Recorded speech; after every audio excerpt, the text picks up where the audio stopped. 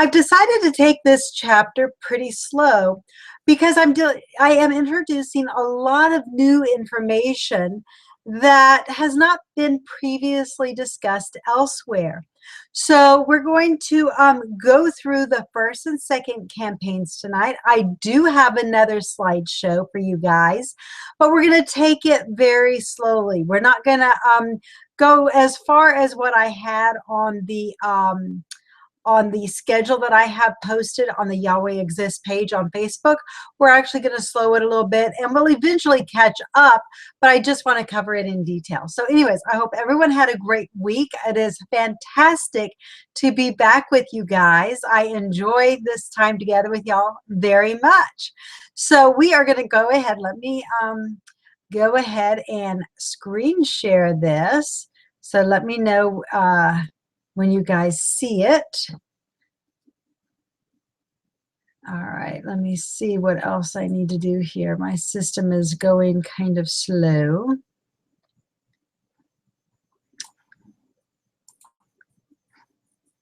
All right, I think we're there.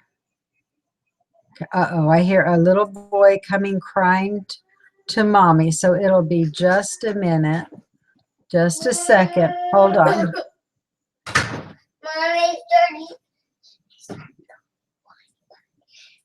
Okay. Tell Ethan that I said for him to come home right now and put the puppies in their kennel, please. Okay. All right, so let me see. I've got to refigure out how to share this again. I see that it's shared, but I've got to be able to go through it. Ah, there we go. Okay, so I think we're good to go. Let me go back one more. So I don't know that I am seeing the same thing you guys are seeing. And there is a delay here.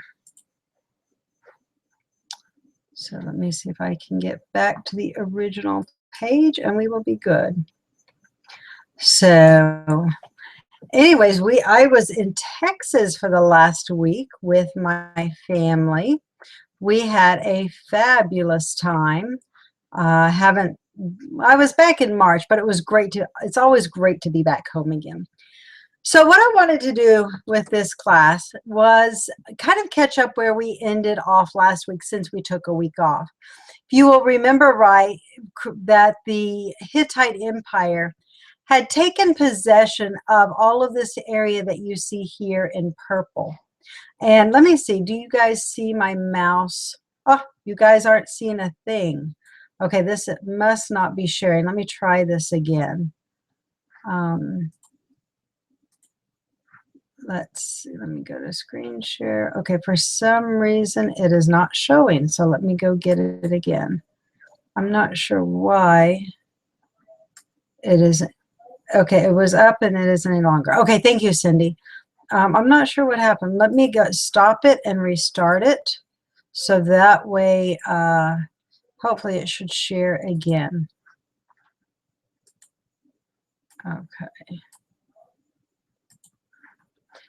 All right, let me do this real quick, and hopefully we can get this show on the road again. All right, so here we go. I'm going to share it again, and hopefully we're back.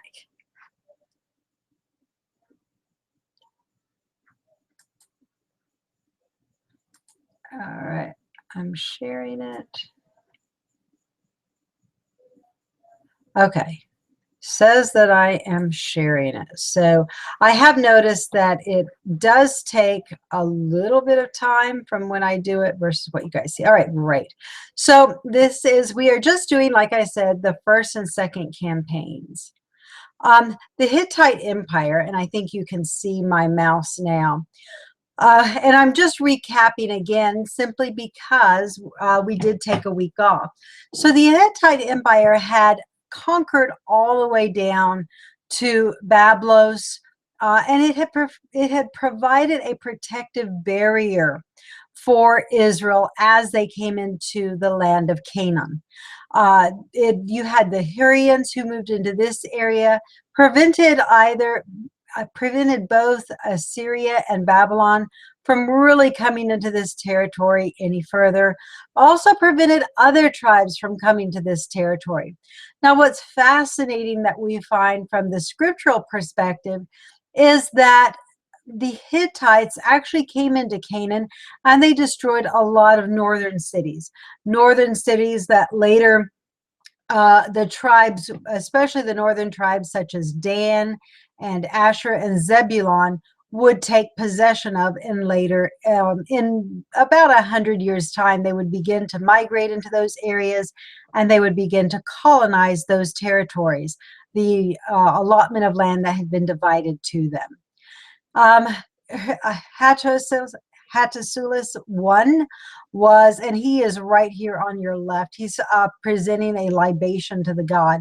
He was one of the first kings that reigned during this time period when the Hittites were very strong and had conquered northern Syria and began to come into the land of Canaan. This was his the capital city of Hattusa. This is where the Hittites had their headquarters, and they had really destroyed a lot of territory.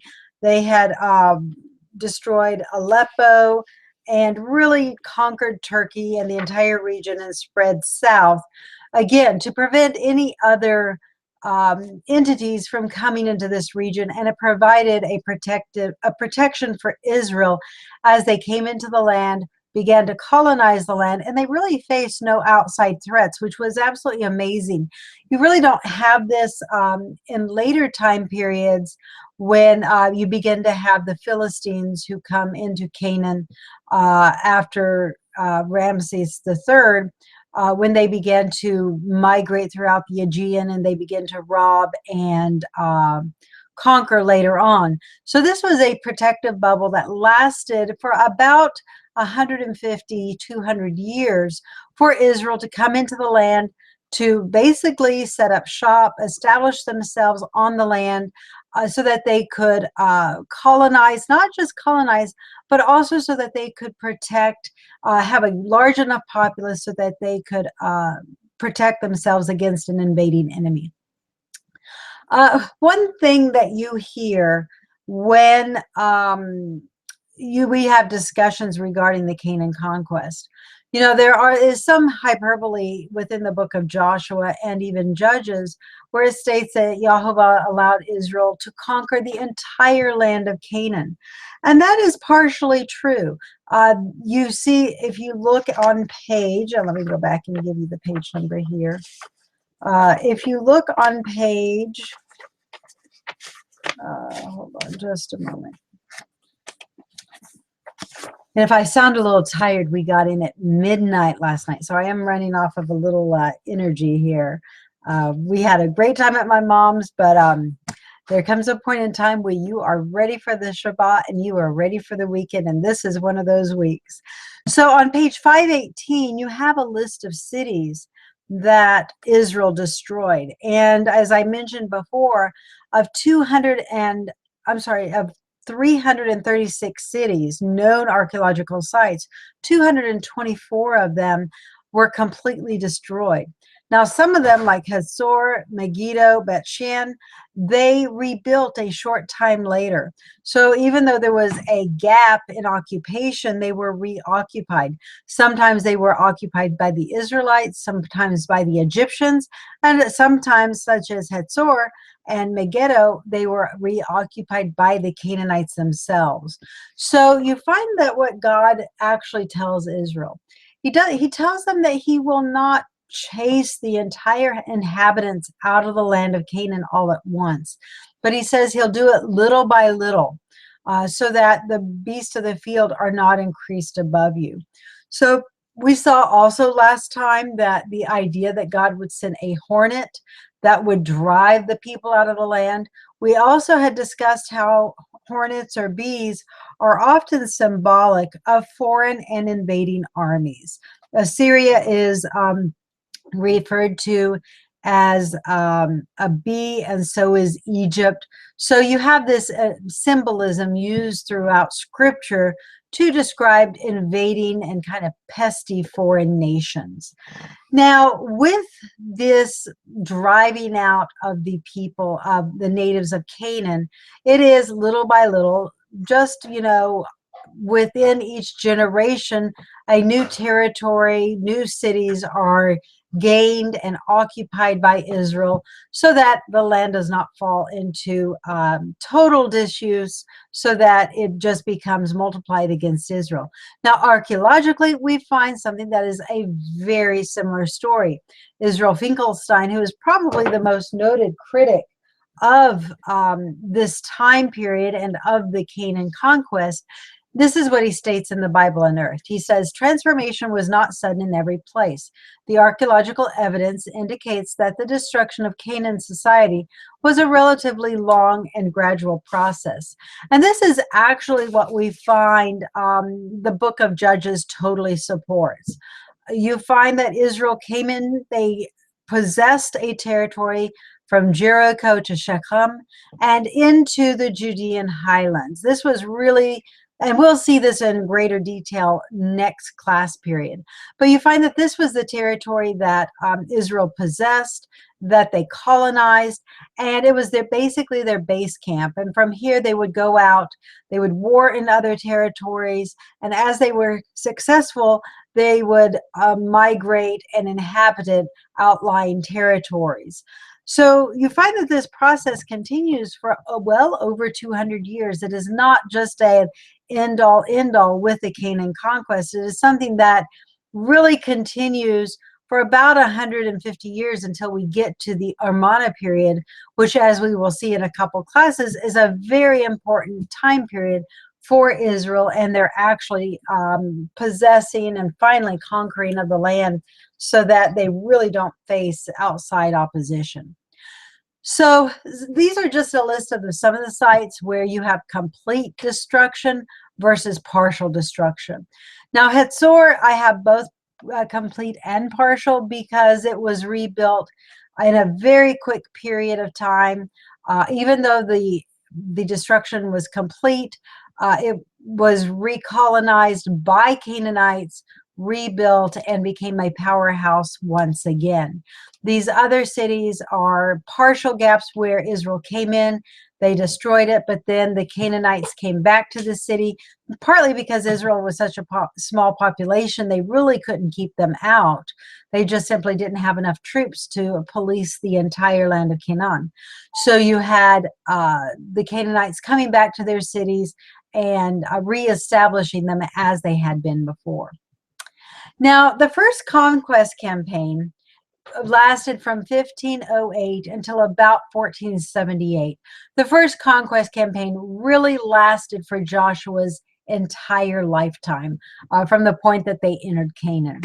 So what you have, the first 5 to 7 years that Israel was in the land was really where you had the most active military campaigns, and you had the greatest extent of success and of territory that was conquered and established in Israel's hands.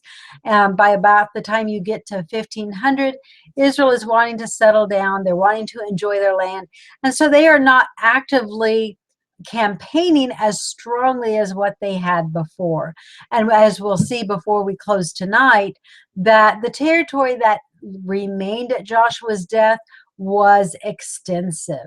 Israel had kind of done a blitzkrieg campaign where they had come through the land, they had killed a lot of people, they had secured a homeland, but what they did not do was drive out the inhabitants. And as we continue this study, we'll see just how important driving out those natives were to Israel's security, much like the modern state of Israel today, where you allow enemies to remain in your land. You find that there is always something, if not something that is an attack by an enemy, then there is always the alluring of different ways, different cultures, and different ideologies regarding ideas of liberty and justice that compete with the Constitution that God gave to Israel. So God's instructions for Israel were very, very important during this time period.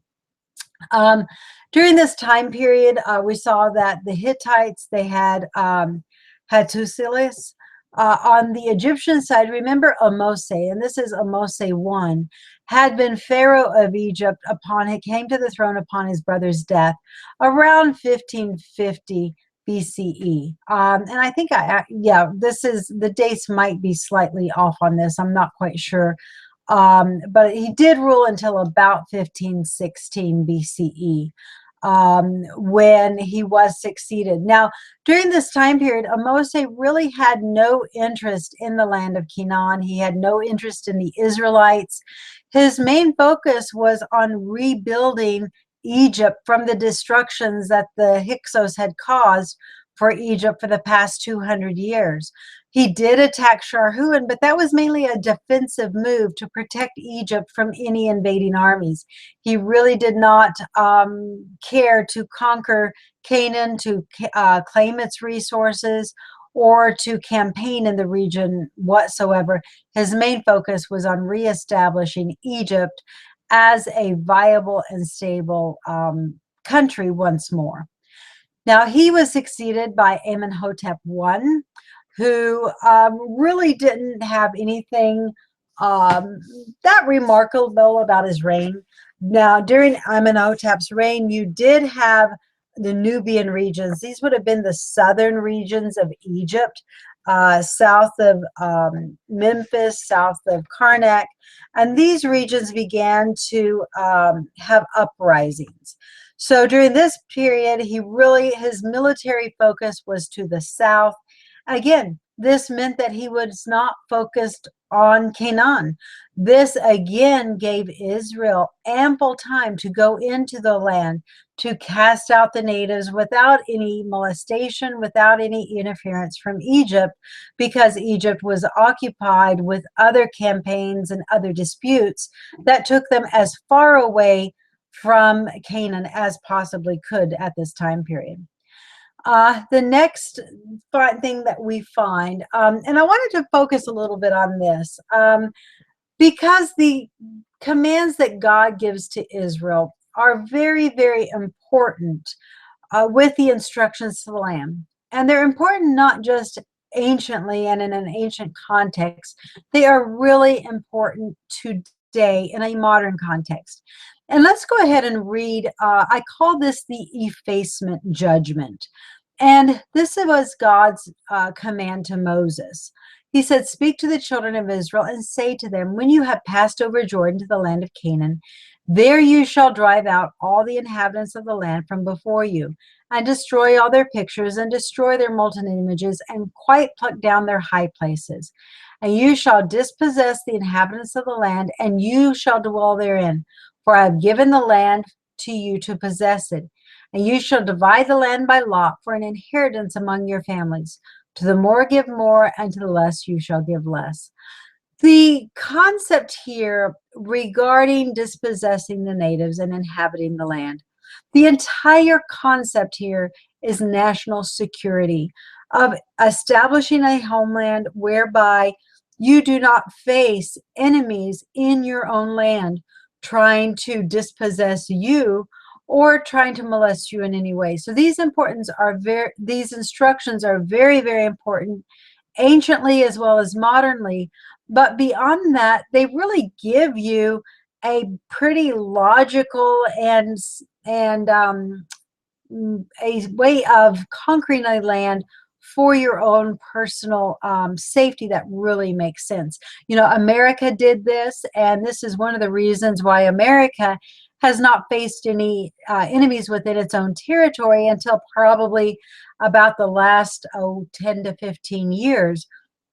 Because when the Americans, the English, and everyone came, and the Dutch came and colonized America, what you had were very tough laws and very tough regulations regarding the natives of the land. I know there's a lot of controversy over that, but America's policy regarding any foreign entity has made it a land of peace and harmony, simply because that dissension has not been allowed to persist and to ferment at any point in time. So it allowed America to have peace for quite a number of years. The same thing goes for Israel. Now, what you have after, let's go back and just catch up here. We have Amenhotep I, and he is succeeded by his son and grandson, Tutmosis I and Tutmosis II. This takes us all the way down to about 1469 BCE. Now, there was kind of a complicated succession at this point in time. We do have some evidence that Tutmosis II did go through Canaan. He really stuck to the Mediterranean when he came into Canaan, and he went all the way up, and he went into the Hittite territory, but there's not a lot of interaction there between Tutmosis and the Hittites. So we find that this is, again, a very peaceful era. The Egyptians are focused on recreational hunting. There really is nothing that requires any sort of military initiative.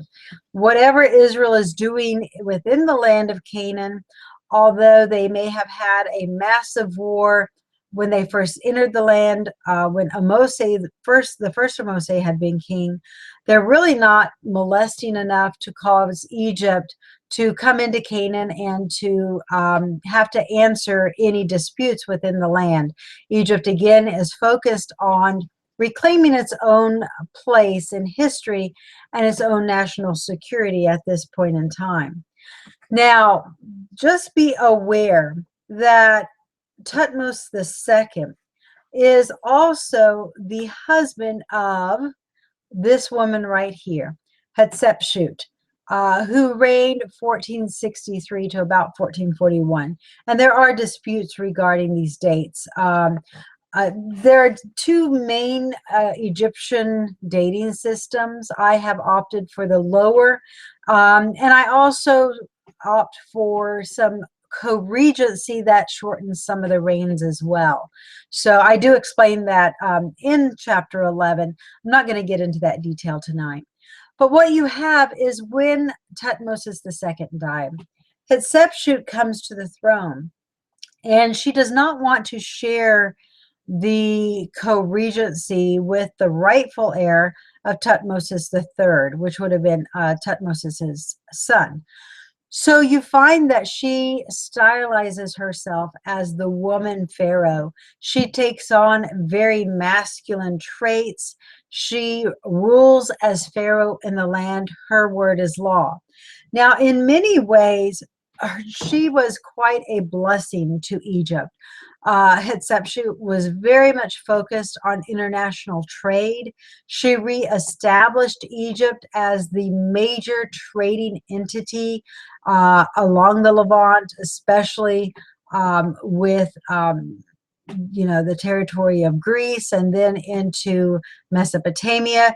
Egypt once again became a major trading port throughout the world, and Egypt really had her to thank for that endeavor.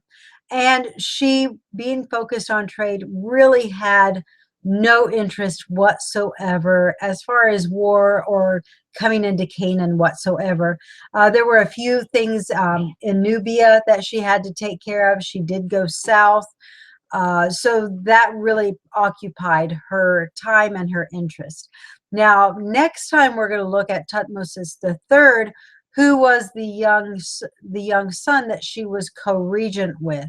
And what you find is that there was a lot of conflict with the perception of traditional pharaohs.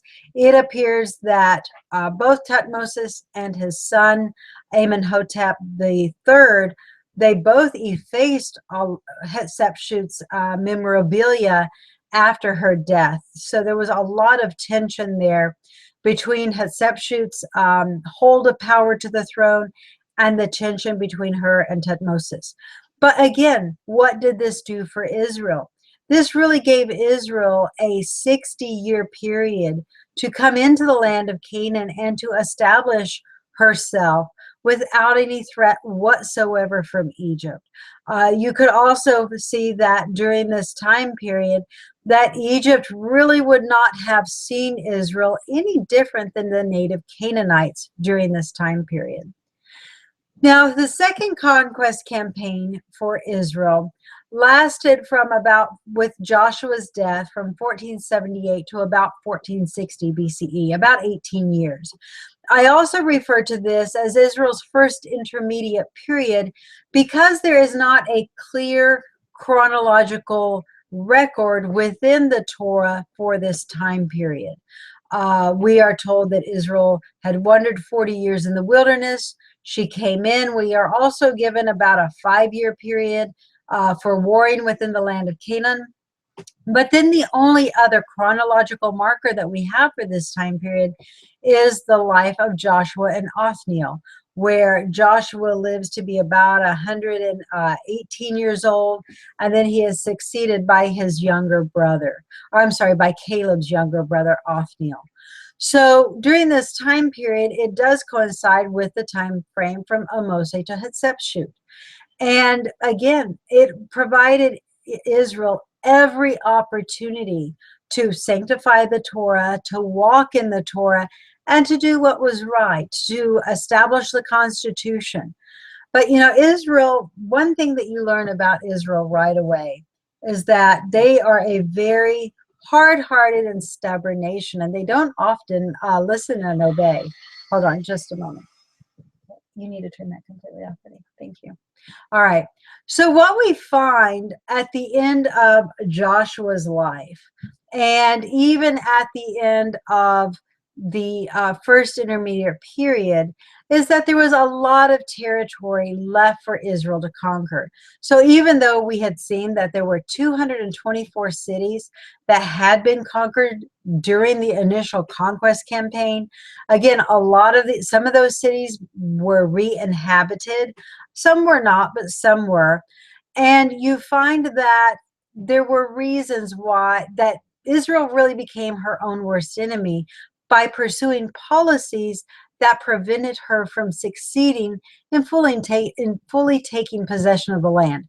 So let's read this together. This is Joshua 13, verses 1 through 6. It says, "Now Joshua was old and stricken in years, and Yahweh said to him, 'You are old, and there is yet very much of the land to be possessed. This is the land that remains.'" And now it's talking about the borders of the Philistines. Now, some people will get all bent out of shape with there being a reference to the Philistines during a time period that dates to 1478, because we know from other inscriptions that the Philistines really did not invade Canaan until a much later period of time under Ramses II.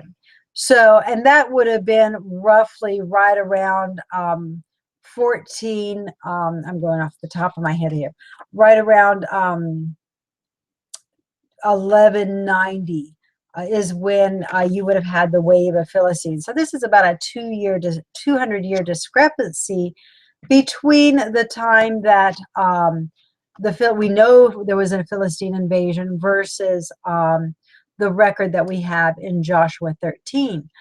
The couple things that have been challenged in recent years is the entire idea of Philistines not having been in the land beforehand.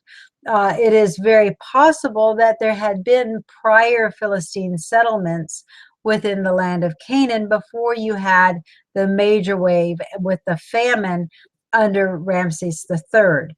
That is one possibility. The other possibility is that these records were composed in a later point in time, and they were updated to reflect the language of the day. My personal opinion is that the Philistines had always been on the land, and that the wave that you had under Ramses III was simply another wave of settlement during an era of famine.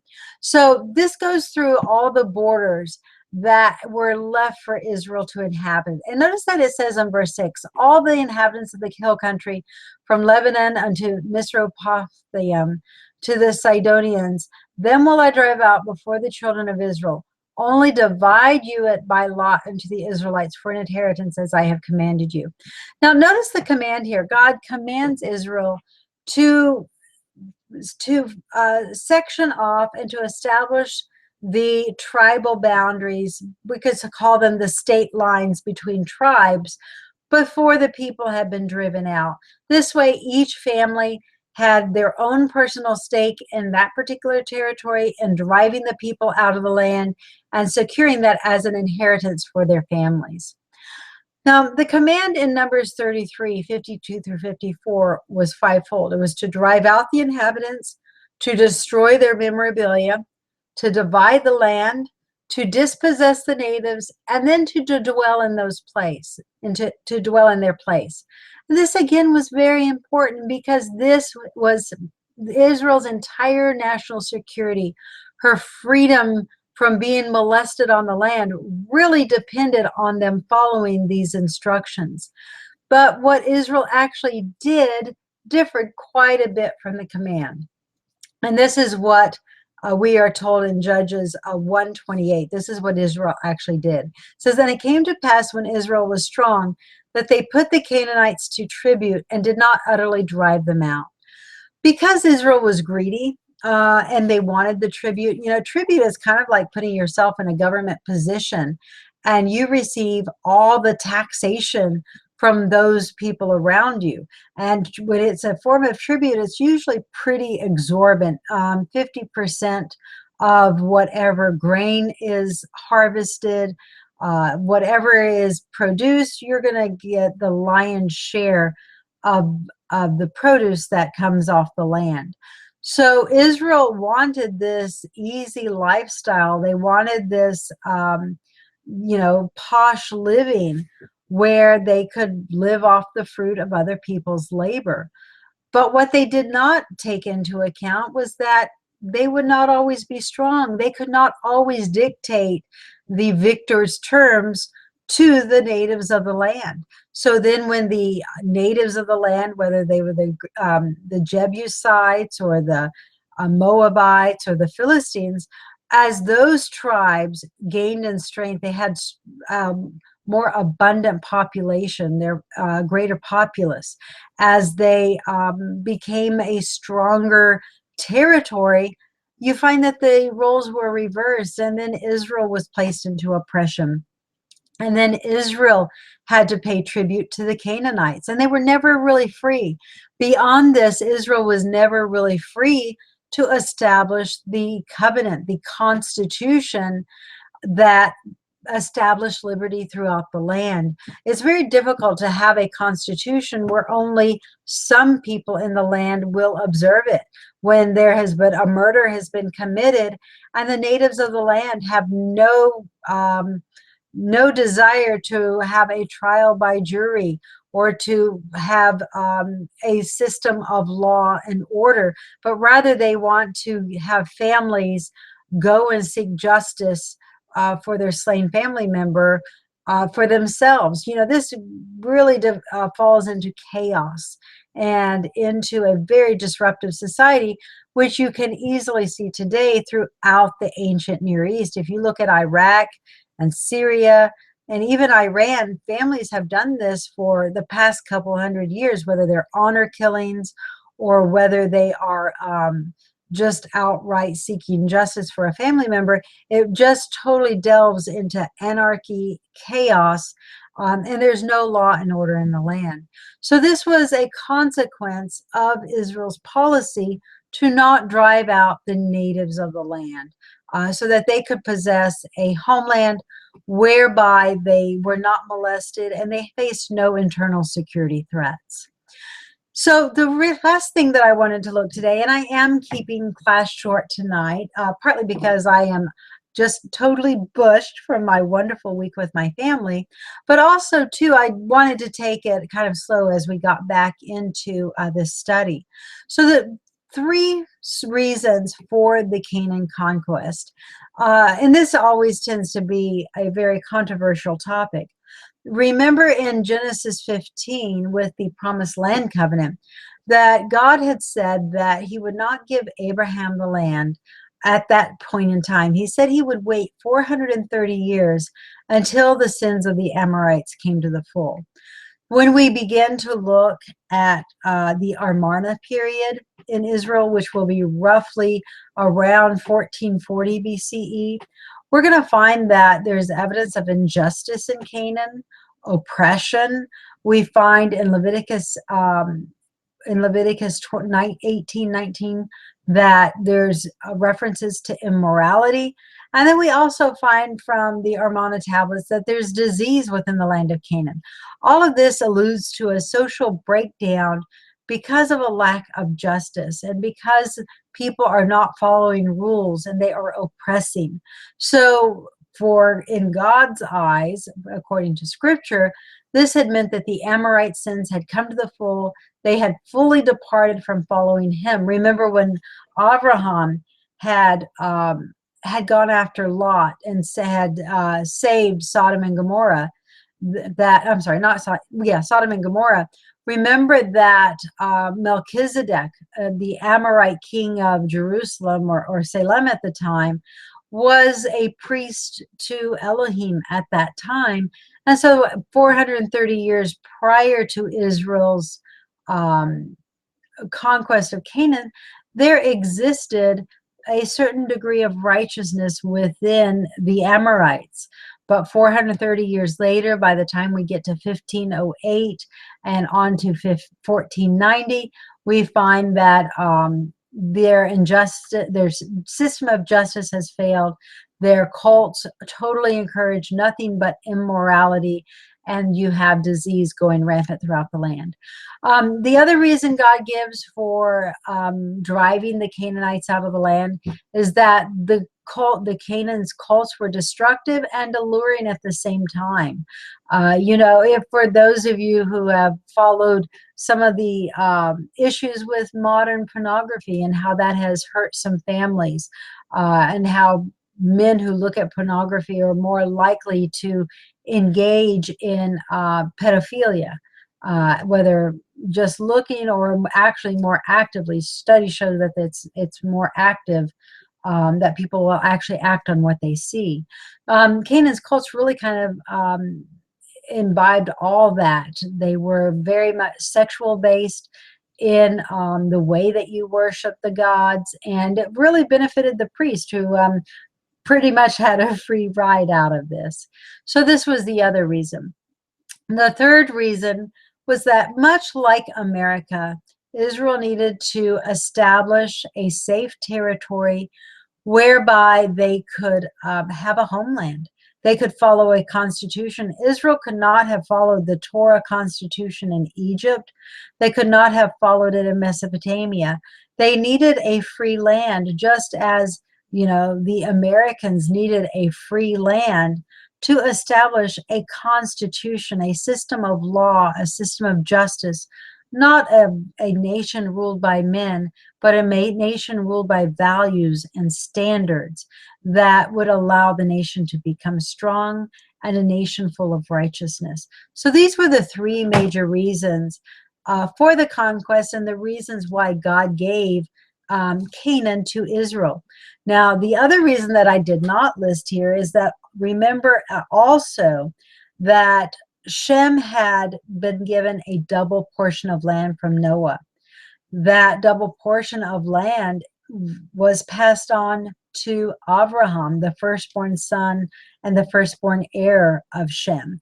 Now, Shem lived another 150 years beyond Abraham leaving Ur.